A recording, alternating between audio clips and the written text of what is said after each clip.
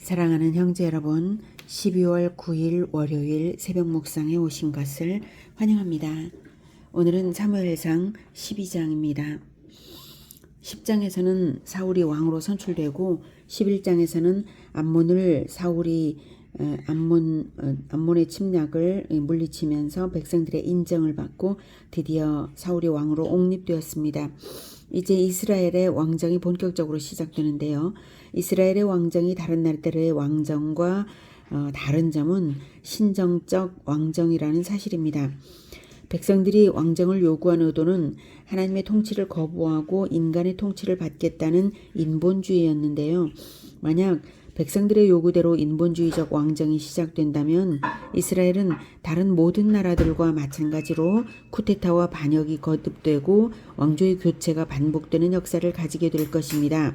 하지만 하나님은 왕정을 시작은 하게 하시면서도 반드시 사무엘의 손으로 왕을 선출하고 사무엘에 의하여 하나님의 기름 즉 관유를 부어서 대제사장적인 존재로 세우게 하셨습니다. 즉 왕정을 시작은 하되 인본주의적 왕정이 아니라 신본주의적 왕정 즉 신정적 왕정을 시작하게 하신 것입니다. 이것이 매우 특별하고 중요한 포인트입니다. 그러므로 앞으로 역사의 포인트는 왕정이 진정 신정적 왕정으로 잘 유지될 것인가 하는 점입니다. 그래서 이 지점에서 사무엘의 설교가 필요합니다.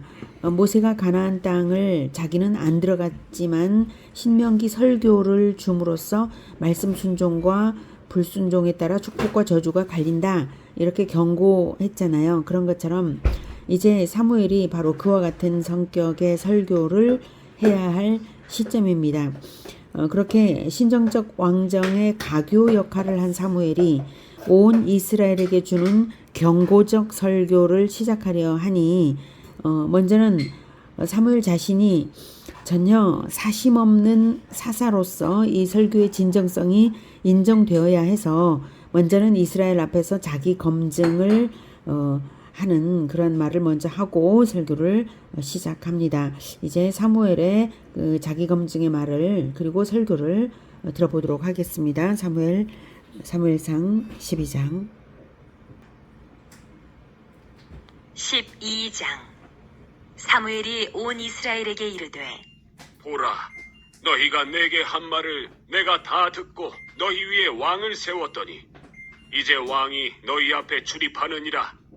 보라, 나는 늙어 머리가 희어졌고 내 아들들도 너희와 함께 있느니라. 내가 어려서부터 오늘까지 너희 앞에 출입하였거니와 내가 여기 있나니 여호와 앞과 그의 기름 부음을 받은 자 앞에서 내게 대하여 증언하라. 내가 누구의 소를 빼앗았느냐? 누구의 나귀를 빼앗았느냐? 누구를 속였느냐? 누구를 압제하였느냐? 내 눈을 흐리게 하는 뇌물을 누구의 손에서 받았느냐? 그리하였으면 내가 그것을 너희에게 갚으리라. 하니 그들이 이르되 당신이 우리를 속이지 아니하였고 압제하지 아니하였고 누구의 손에서든지 아무것도 빼앗은 것이 없나이다. 하니라. 사무엘이 백성에게 이르되 너희가 내 손에서 아무것도 찾아낸 것이 없음을 여호와께서 너희에게 대하여 증언하시며 그의 기름 부음을 받은 자도 오늘 증언하느니라. 하니 그들이 이르되 그가 증언하시나이다. 하니라. 2절에 이제 너희 왕이 출입하느니라. 보라, 나는 이제 늙어서 머리가 희어졌고 내 아들들도 너희와 함께 있느니라. 내가 어려서부터 오늘까지 너희 앞에 출입하였거니와 이렇게 이제 말하고 있죠. 이제 너희들도 요구대로 자 왕을 세웠다. 늙은 나도 왕이 아니요 내 아들들도 백성으로 있다. 나는 어려서부터 너희들의 여러 지방을 순회하며 가르침을 주며 충성해 왔다 이 말이죠. 그런데도 하나님의 말씀인 나의 메시지가 아닌 것을 즉 하나님의 말씀이 아닌 것을 너희가 요구한 것을 보면 내가 하나님의 말씀을 전했는데 너희들이 나를 불신하여서 그런 것 아니겠냐. 이제 마지막 설교로서 하나님의 뜻을 말하려고 하는데 너희가 나의 진정성을 인정하지 않는다면 그 설교를 할 수 없을 것이니 자 이제 나를 검증해 보라. 내가 잘못한 것이 무엇이냐 없지 않냐 하는 의미로 그 말을 하고 있는 것이죠. 3절을. 네, 그래서 내가 누구의 나귀를 빼앗았느냐, 누구를 속였느냐, 누구를 압제했느냐, 그러자 백성들은 사무엘의 사심 없음을 4절에서 이제 없나이다 하고 인정했습니다. 이에 더하여서 사무엘은 백성들의 증언만 아니라 하나님도 증언하신다라고 이제 5절에서 말하죠. 즉 사무엘의 다스림 하에서 수십 년 동안 아무 어려움 없이 지내왔던 것 그 자체가 바로 하나님의 증언이라는 뜻입니다. 백성도 그것을 알아듣고 인정을 했습니다. 자 이렇게 인정을 받아서 이제 설교를 시작합니다. 6절부터. 사무엘이 백성에게 이르되 모세와 아론을 세우시며 너희 조상들을 애굽 땅에서 인도하여 내신 이는 여호와이시니 그런즉 가만히 서 있으라. 여호와께서 너희와 너희 조상들에게 행하신 모든 공의로운 일에 대하여 내가 여호와 앞에서 너희와 담론하리라. 야곱이 애굽에 들어간 후 너희 조상들이 여호와께 부르짖음에 여호와께서 모세와 아론을 보내사 그 두 사람으로 너희 조상들을 애굽에서 인도해 내어 이곳에 살게 하셨으나 그들이 그들의 하나님 여호와를 잊은지라. 여호와께서 그들을 하솔 군사령관 시스라의 손과 블레셋 사람들의 손과 모압 왕의 손에 넘기셨더니 그들이 저희를 치매 백성이 여호와께 부르짖어 이르되 우리가 여호와를 버리고 바알들과 아스타롯을 섬김으로 범죄하였나이다. 그러하오나 이제 우리를 원수들의 손에서 건져내소서. 그리하시면 우리가 주를 섬기겠나이다 하매 여호와께서 여룻바알과 베단과 입다와 나 사무엘을 보내사 너희를 너희 사방 원수의 손에서 건져내사 너희에게 안전하게 살게 하셨거늘. 출애굽 때부터 하나님께서 이스라엘에게 얼마나 은혜롭게 하셨는지를 상기시킵니다. 그런데 이스라엘이 하나님의 은혜를 잊고 우상 숭배하며 배반했으니 공의의 하나님께서 공의대로 행하실 수밖에 없고 그렇게 하신 일들이 바로 사사시대의 고통이었다라고 말하는 것입니다. 외적의 침략을 당하여서 고통당할 때에야 정신을 조금 차린 이스라엘이 여호와께 우상숭배를 회개하며 부르짖으면 여호와께서는 그때마다 사사를 세워 외적을 물리치게 하셨죠. 그런데 여기에서 이제 베단과 입다와 11절에 베단이라는 사사 이름은 없는데요. 베단이라는 말은 단지파의 아들이라고 해석이 됩니다. 그래서 단지파의 아들인 삼손을 가리킨다고 볼 수 있고요. 또는 신학자에 따라서는 바락을 필사자가 오기하여 베단으로 쓴 것으로 보기도 합니다.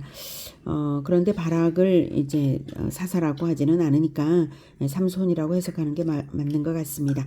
아무튼 어느 쪽이든 맥락에 영향을 주지는 않고요. 사사들 중에 한 사람을 의미하는 것으로서 이제 사무엘은 몇몇 사사의 이름을 언급하면서 사사시대 하나님의 은혜가 사사들을 통하여서 베풀어진 것을 말한 것입니다. 그럼에도 불구하고 이제 하나님의 통치를 무시하고자 해서 인간 왕을 세우고자 했던 너희들의 의도는 악한 것이었다라고 말하는 것입니다. 이스라엘의 왕정 요구는 말하자면 또 하나의 우상 숭배적 의도였던 것이죠. 12절. 너희가 암몬 자손의 왕 나하스가 너희를 치러 옴을 보고 너희의 하나님 여호와께서는 너희의 왕이 되심에도 불구하고 너희가 내게 이르기를 아니라 우리를 다스릴 왕이 있어야 하겠다 하였도다.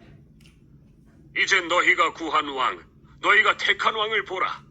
여호와께서 너희 위에 왕을 세우셨느니라. 이스라엘은 암몬의 침입 때문에 왕을 구한 것이 아니라 그 같은 환란의 근본 원인인 자신들의 죄를 회개하고 이제 하나님께 구원을 호소했어야 했던 것인데 왕을 구하는 죄를 범하고 말았던 것입니다. 암몬 침입 때문에 왕을 구할 일이 아니라 죄를 회개했어야 하나님께 구원을 호소했어야 그래야 했던 것이죠. 그러므로 하나님의 은혜로 사무엘의 손을 사용하여서 사울에게 기름을 붓게 하시긴 하셨지만 어디까지나 그 근본 동기는 백성들의 강요 때문이었으므로 너희가 택한 왕을 보라 이렇게 말하는 것입니다. 사실 하나님께서는 이미 왕정을 준비하고 계셨던 것이 사실인데요. 다만 아직 때가 되지 않았던 것입니다. 첫 왕은 사울이 아니라 다윗이어야 했고요. 다윗은 아직 어렸어요. 다윗이 첫 왕으로 되는 것은 이미 룻기에서부터 하나님께서 섭리하고 계신 일이었던 것입니다. 그리고 하나님께서 하실 다윗을 왕으로 세우실 일이었어요. 그래서 이제 기다리면 될 일이었습니다. 백성들이 그것을 알든 모르든 하나님께서 알아서 하시겠지 하고, 자, 그러니 왕정이 필요하다고 한들 하나님께서 가장 좋은 때에 가장 좋은 왕정을 주시기를 바라고 하나님께 연합되어서 기다리는 것이 바로 이스라엘의 자세여야 했던 것이죠. 자, 14절. 너희가 만일 여호와를 경외하여 그를 섬기며 그의 목소리를 듣고 여호와의 명령을 거역하지 아니하며 또 너희와 너희를 다스리는 왕이 너희의 하나님 여호와를 따르면 좋겠지만은 너희가 만일 여호와의 목소리를 듣지 아니하고 여호와의 명령을 거역하면 여호와의 손이 너희의 조상들을 치신 것 같이 너희를 치실 것이라. 네, 비록 이스라엘의 강요로 인해 왕이 세워지긴 했으나 하나님께서 손을 쓰셔서 신정적 왕정이 되게 하셨으니 이제 이스라엘은 여전히 하나님과의 올바른 관계를 맺는 것이 여전한 과제입니다. 지금 하나님께서 왕을 세우셨다고 해서 이스라엘이 옳았던 것이 아니잖아요. 그리고 왕은 신정국가를 잘 세우는 역할로서 세워졌습니다. 그러므로 백성과 왕이 한 마음으로 여호와의 명령을 순종해야 하는 것이고 만일 여호와의 명령을 거역하면 왕을 세웠다 해서 외적의 침입에 대해 안전한 것이 결코 아니다. 그래서 사사시대처럼 동일하게 고통을 당하게 될 것이라고 말하는 것입니다. 16절. 너희는 이제 가만히 있어서 여호와께서 너희 목전에서 행하시는 이 큰 일을 보라. 오늘은 밀베는 때가 아니냐. 내가 여호와께 아뢰리니 여호와께서 우레와 비를 보내사 너희가 왕을 구한 일 곧 여호와의 목전에서 범한 죄악이 큼을 너희에게 밝히 알게 하시리라. 이에 사무엘이 여호와께 아뢰매 여호와께서 그날에 우레와 비를 보내시니 모든 백성이 여호와와 사무엘을 크게 두려워하니라. 모든 백성이 사무엘에게 이르되 당신의 종들을 위하여 당신의 하나님 여호와께 기도하여 우리가 죽지 않게 하소서. 우리가 우리의 모든 죄에 왕을 구하는 악을 토하였나이다. 이스라엘에서 17절에 지금은 밀베는 때가 아니냐라고 하죠. 오늘은 밀베는 때가 아니냐. 자, 밀베는 때는 5, 6월경이고요. 이때는 건기라서 비가 결코 내리지 않습니다. 그런데 우레와 비를 보내시리라는 사무엘의 말대로 정말 18절에 그날에 우레와 비를 보내셨죠. 이것은 아주 초자연적인 역사입니다. 그로써 사무엘의 말을 입증하시는 하나님의 행위였으므로 백성들은 크게 두려워한 것입니다. 그래서 백성들은 사무엘의 말을 알아듣고 자신들의 모든 죄를 깨닫고 회개하며 사무엘에게 중보 기도를 요청했습니다. 20절. 사무엘이 백성에게 이르되 두려워하지 말라. 너희가 과연 이 모든 악을 행하였으나 여호와를 따르는 데에서 돌아서지 말고 오직 너희의 마음을 다하여 여호와를 섬기라. 돌아서서 유익하게도 못하며 구원하지도 못하는 헛된 것을 따르지 말라. 그들은 헛되니라. 여호와께서는 너희를 자기 백성으로 삼으신 것을 기뻐하셨으므로 여호와께서는 그의 크신 이름을 위해서라도 자기 백성을 버리지 아니하실 것이요. 나는 너희를 위하여 기도하기를 쉬는 죄를 여호와 앞에 결단코 범하지 아니하고 선하고 의로운 길을 너희에게 가르칠 것인즉 너희는 여호와께서 너희를 위하여 행하신 그 큰 일을 생각하여 오직 그를 경외하며 너희의 마음을 다하여 진실히 섬기라. 만일 너희가 여전히 악을 행하면 너희와 너희 왕이 다 멸망하리라. 사무엘은 기도와 가르침을 멈추지 않을 것을 약속하며 백성들에게 하나님을 향한 진실한 마음으로 섬기라고 권면했습니다. 왕정이 시작되었다고 해서 하나님과의 관계의 본질이 달라질 것은 없습니다. 하나님은 과거나 현재나 미래 언제까지나 동일하신 분이십니다. 왕정이 아니라 민주주의 시대가 되었다고 해서 하나님이 달라지신 것이 아닙니다. 세월이 아무리 흘러도 하나님은 동일하신 하나님이십니다. 하나님은 오직 진실한 마음으로 하나님을 섬기는 백성에게 기도하며 가르치는 사무엘과 같은 지도자를 따르며 진실한 마음으로 하나님을 섬기는 그런 백성에게 은혜로서 역사하시는 하나님이십니다. 사무엘의 경고를 마음에 새기고 하나님께 진실한 마음으로 귀를 열고 진실한 섬김으로 날마다 나아가는 우리 모두가 되기를 축복합니다. 기도하겠습니다. 하나님, 우리가 하나님 아닌 다른 것에 의지하여서 나를 구원하고자 하는 어리석음을 범하지 않을 수 있도록 주님 도와주시옵소서. 이스라엘 백성이 외적의 침입을 두려워하면서 왕을 요구했던 그런 범죄와도 같은 그런 죄를 범하지 않을 수 있도록 주님 도와주시기 원합니다.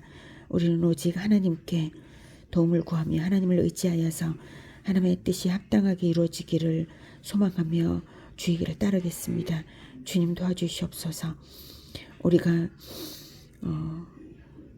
재물을 의지하고자 재물을 요청하는 그러한 잘못을 범하지 않을 수 있기를 원합니다. 하나님께서 우리에게 늘 필요한 만큼을 늘 주시는 줄을 믿습니다. 하나님, 우리가 하나님의 뜻에 합당하게 인생을 살아갈 그러한 지혜로서 오직 하나님의 말씀을 간절히 사모하고 하나님께서 주시는 생명을 간구하며 또한 하나님의 뜻을 이루어 드리는 것을 간절히 소망하며 하나님의 영광을 위하여 살아갈 수 있게 주님 우리의 마음을 다시금 새롭게 하여 주시옵소서.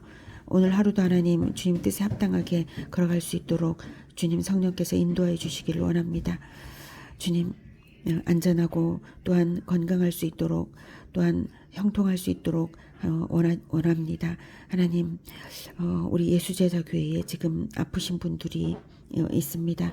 주님, 우리가 잘못했던 것들을 깨닫게 하시고 회개케 하시며 또 우리의 영혼과 우리의 육신을 다 고쳐 주시옵소서. 오늘 하루도 주님께서 붙들어 주시길 원하며 예수 그리스도 이름으로 기도드립니다. 아멘. 이어서 개인 기도 하시겠습니다.